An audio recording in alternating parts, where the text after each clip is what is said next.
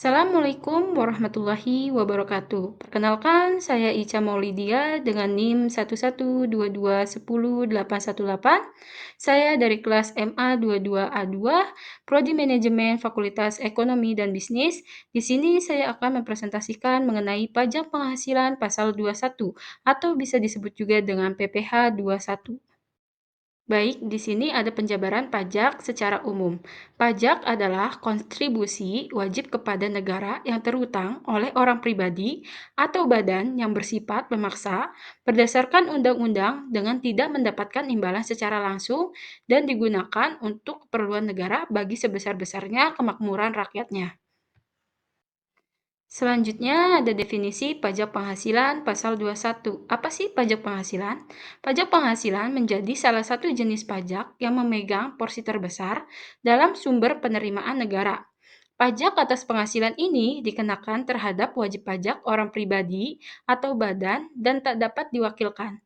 Penghasilan yang dikenakan tidak hanya berasal dari gaji, melainkan juga dari laba usaha, honorarium, hadiah, dan penghasilan lainnya dalam perhitungan 1 tahun pajak, sesuai dalam ketentuan perundang-undangan perpajakan.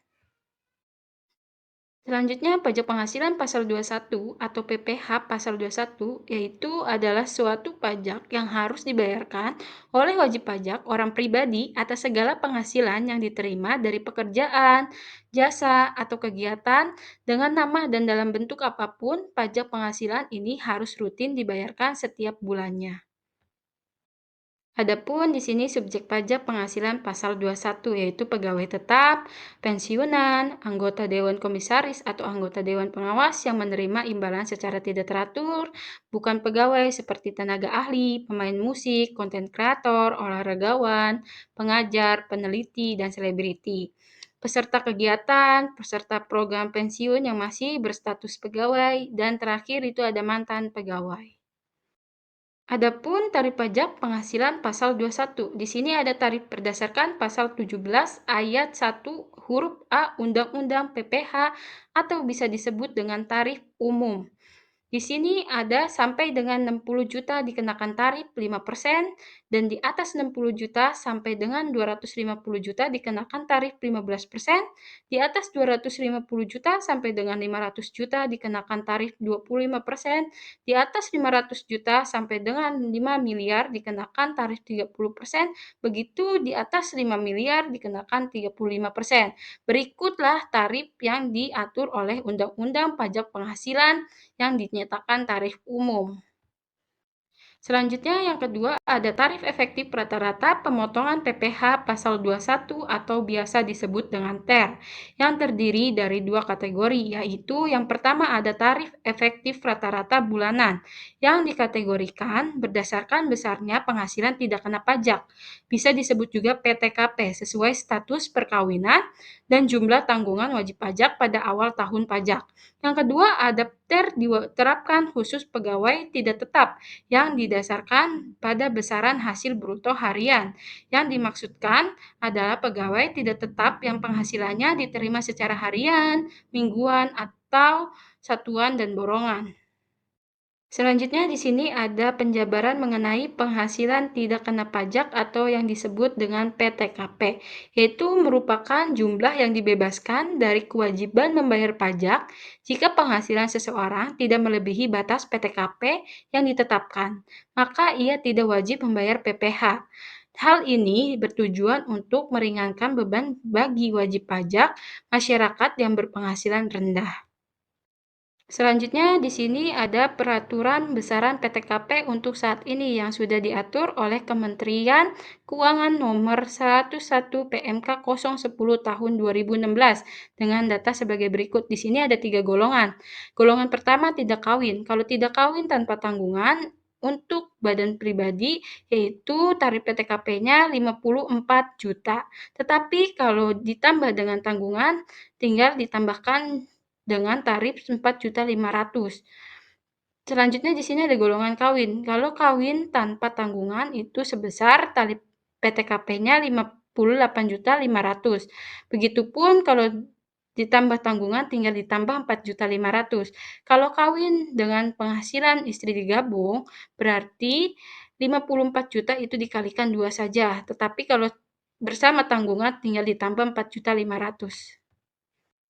Selanjutnya di sini ada waktu untuk pembayaran dan pelaporan pajak penghasilan pasal 21 yang sudah diatur oleh Direktorat Jenderal Pajak atau bisa disebut juga dengan DJP. Dengan jatuh tempo pembayaran itu sendiri yaitu tanggal 10 bulan berikutnya setelah masa pajak berakhir. Terus ada ketentuan pelaporan dengan jatuh tempo pelaporan SPT masa yaitu tanggal 20 bulan berikutnya setelah masa pajak berakhir. Hal ini dapat dilakukan oleh pemberi kerja dan bendahara pemerintah. Adapun sanksi yang akan dikenakan jika keterlambatan pembayar atau melaporkan PPh 21 yaitu akan dikenakan sanksi administratif berupa denda dan bunga sesuai ketentuan perpajakan. Selanjutnya, di sini ada contoh perhitungan PPh 21, yaitu pasaka seorang karyawan di PT Lingga Jaya yang mendapatkan gaji 6 juta setiap bulannya. Pasaka membayar iuran BPJS Kesehatan sebesar 30.000 dan BPJS Ketenagakerjaan sebesar 60.000. Pasaka belum menikah dan tidak memiliki tanggungan. Hitunglah besarnya pajak penghasilan yang dibayarkan pasaka per tahun. Maka perhitungan pajak penghasilan PPh 21 yang harus dibayarkan oleh pasaka dalam satu periode 1 tahun adalah sebagai berikut. Informasi awal, pasaka memiliki gaji bulanan sebesar 6 juta. Pasaka membayar 2 iuran, BPJS Kesehatan sebesar 30.000 per bulan, BPJS Ketenagakerjaan 60.000 per bulan, dan status pasaka belum menikah dan tidak memiliki tanggungan. Maka di sini perhitungannya yang pertama kita penerimaannya, pendapatan kotor, pendapatan 1 tahun. Kita kalikan gaji pasaka per bulan 6 juta, dikalikan 12 dan jadi totalnya 72 juta.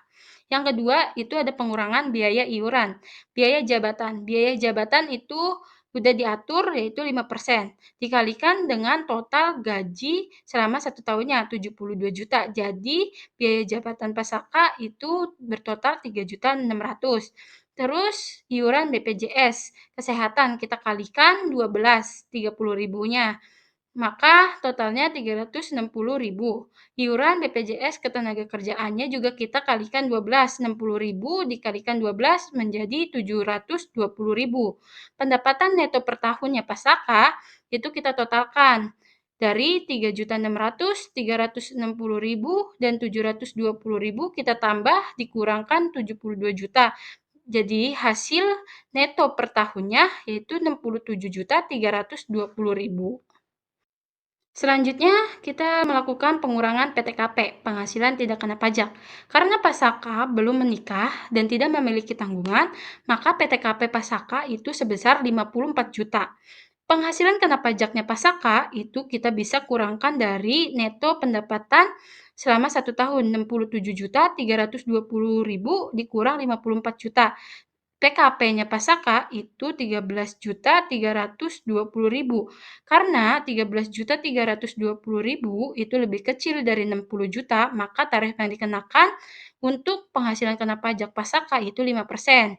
Jadi 5% dikalikan 13.320.000, jadi per tahun pasaka hanya membayarkan pajak sebesar 666.000.